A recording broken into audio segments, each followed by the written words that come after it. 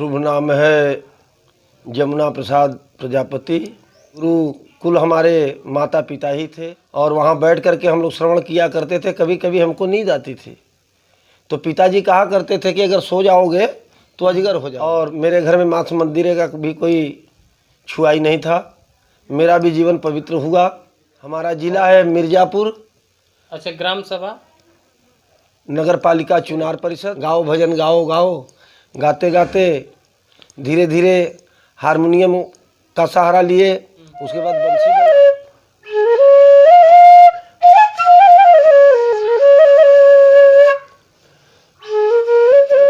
का क्या भरोसा, रुक जाए चलते चलते, रुक जाए चलते चलते। Good morning, I am Pradeep Maurya. दोस्तों, आज हम बहुत ही अच्छे जगह पर मुलाकात हुआ है गुरु जी का, और यहाँ पर कथा हो रही थी, भागवत कथा जो बोलते हैं।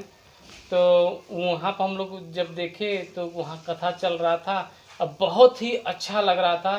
तो हमारा दिल किया कि गुरु जी से बातचीत किया जाए और इनके थोड़ा जीवन के बारे में जाना जाए कि ये कथा जो होता है बहुत ज्ञान होना चाहिए, बहुत सारी चीज़ सीखना पड़ता है, कहाँ कब कैसे बताना होता है, क्योंकि पब्लिक की भीड़ बहुत ज़्यादा होता है और सारी पब्लिक भी जानती है इस बात को। अगर बीच में अगर कोई चीज़ बताते हैं, अगर कोई गलती वर्ड निकल गया तो पब्लिक टोकना शुरू कर देती है। लेकिन जब तक पूरा ज्ञान नहीं होता तब तक कोई मंच पर नहीं करके चढ़ के बोल सकता है। लेकिन जब ज्ञान हो जाता है, सब कुछ हो जाता, अंदर से जब आवाज़ आती है तब लोग मंच पर जाते हैं। तो गुरु जी से बातचीत आज हम लोग करेंगे। तो दोस्तों, आइए हम जानते हैं गुरु जी के जीवन के बारे में कि इनका जन्म कहाँ से हुआ और किस परिवार में हुआ, और इनके जो पढ़ाई है कहाँ तक, इनके माता पिता का नाम क्या है, कौन सा जिला के रहने वाले हैं और कौन से गांव के रहने वाले हैं। गुरु जी बहुत बहुत प्रणाम, आप हमारे चैनल पर आएँ। गुरु जी, कुछ दर्शक आपको पूछना चाह रहे हैं कि आपका शुभ नाम क्या है, कहाँ के रहने वाले हैं आप, थोड़ा सा बताइएगा लोगों को। शुभ नाम है जमुना प्रसाद प्रजापति और कथा के माध्यम से यह कथा प्रवाहित हुई। अध्यात्म विद्या गुरुकुल हमारे माता पिता ही थे।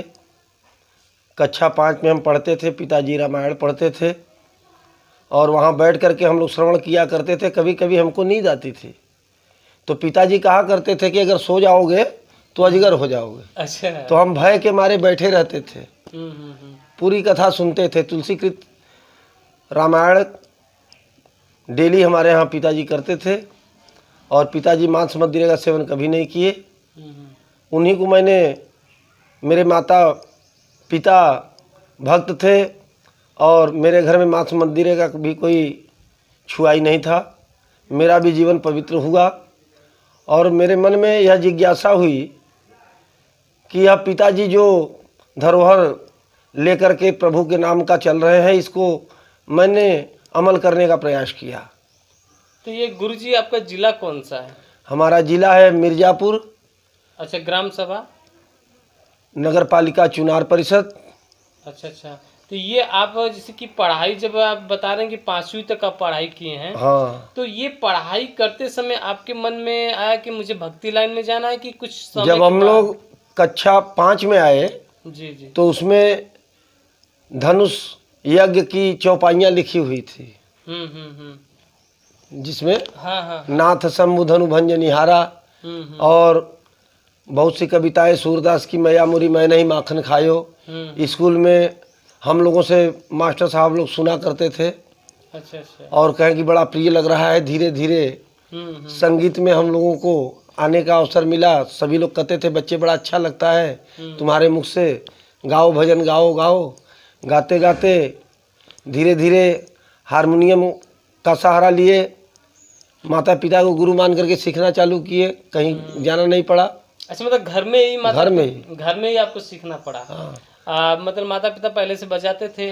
नहीं, हाँ। हमारी माता अपनी औरतों का जो गीत होता है, अच्छा अच्छा, शादी विवाह के पर्व पर पूजा पाठ के स्थान पे गाती थी, वो माता गाती थी और हम उसी में मिला मिला के बजाना शुरू किए। अच्छा अच्छा। और थोड़ा भजन हम भी गाते थे। तो धीरे धीरे वहीं से ज्ञान उत्पन्न हुआ।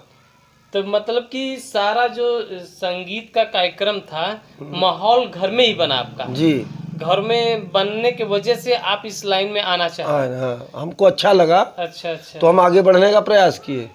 तो हारमोनियम का वाद्य कंप्लीट किए, उसके बाद बंसी बजाए। ये मैंने शुरू में बंसी में यही धुन बजाया था।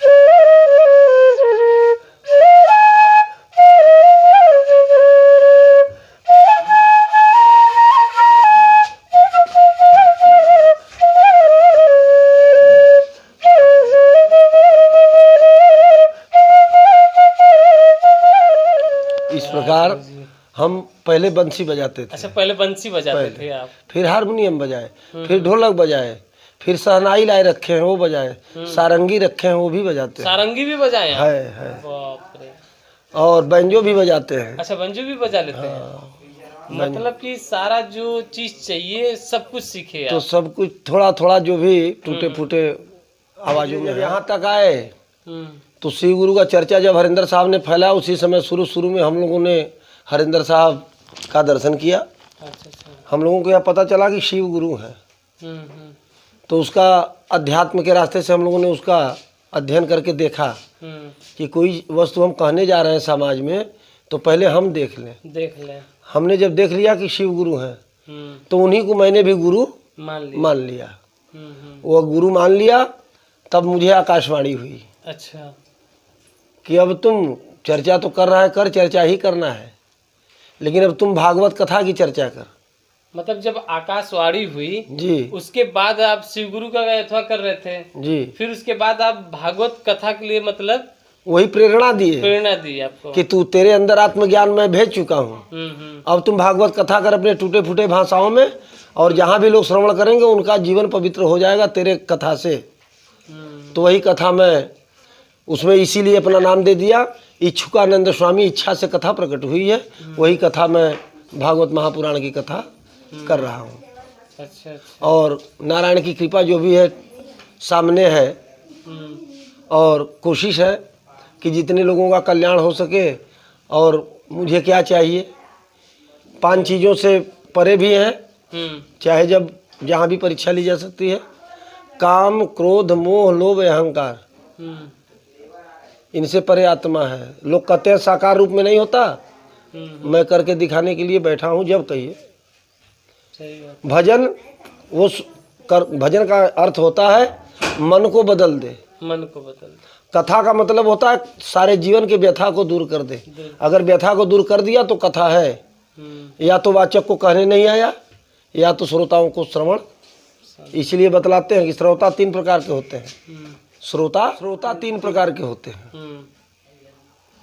पहला है श्रोता, जो कथा को श्रवण करता है और कथा श्रवण करके इधर से सुने इधर से निकाल नहीं, ये बात नहीं है। कथा को पिया जाता है। अच्छा।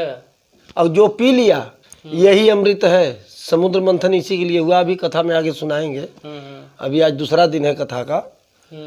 अभी कृष्ण भगवान का जन्म हो जाएगा, उसके बाद इस संसार में असुर किसे कहते हैं और देवता कौन है, असुरों के पास क्या होता है, देवताओं के पास क्या होता है, असुर से देवता बनाए कैसे जाते हैं, सारी व्यथा दूर करने का काम यह भागवत कथा में है। वही कथा चल रहा है श्री राजेंद्र राय साहब के यहाँ ग्राम सौरी में। आज कथा का दूसरा दिन है।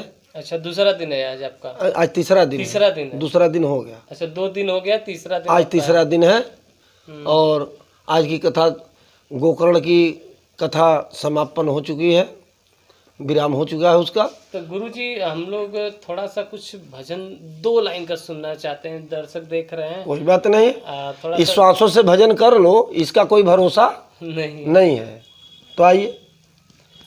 श्वासों का क्या भरोसा, श्वासों का क्या भरोसा, रुक जाए चलते चलते, रुक जाए चलते चलते, श्वासों का क्या भरोसा, रुक जाए चलते चलते, रुक जाए चलते चलते। जीवन की ऐसी ज्योति, जीवन की ऐसी ज्योति, बुझ जाए जलते जलते, बुझ जाए जलते जलते। श्वासों का क्या भरोसा, रुक जाए चलते चलते। जीवन है 4 दिन का, 2 दिन की है जवानी, जीवन है 4 दिन का, 2 दिन की है जवानी। एक दिन तू थक जब आएगा बुढ़ापा, जब आएगा बुढ़ापा, थक जाए चलते चलते, थक जाए चलते चलते। जीवन का क्या भरोसा, श्वासों का क्या भरोसा, रुक जाए चलते चलते। इस जीवन का कोई भरोसा नहीं है। बने जो कुछ भजन कर ले यही एक साथ जाएगा। प्रभु के चरणों में मन को लगा ले।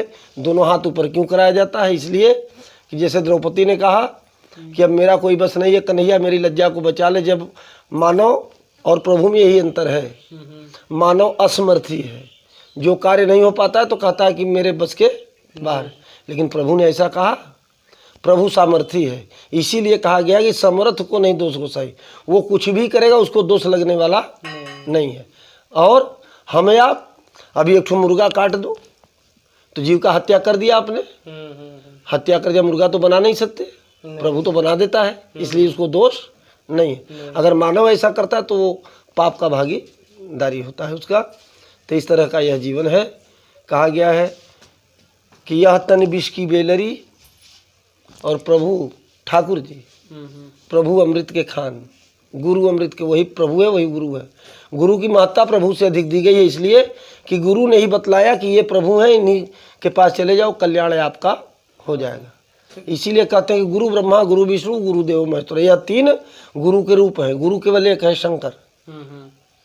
जो कार्य ब्रह्मा विष्णु नहीं कर पाए हैं उस कार्य को शंकर जी किए हैं सबसे बाद में आए, लेकिन सबसे बड़े पूजे जाते हैं, इसलिए कि जो कार्य भोलेनाथ ने किया वो ब्रह्मा और विष्णु ने नहीं किया।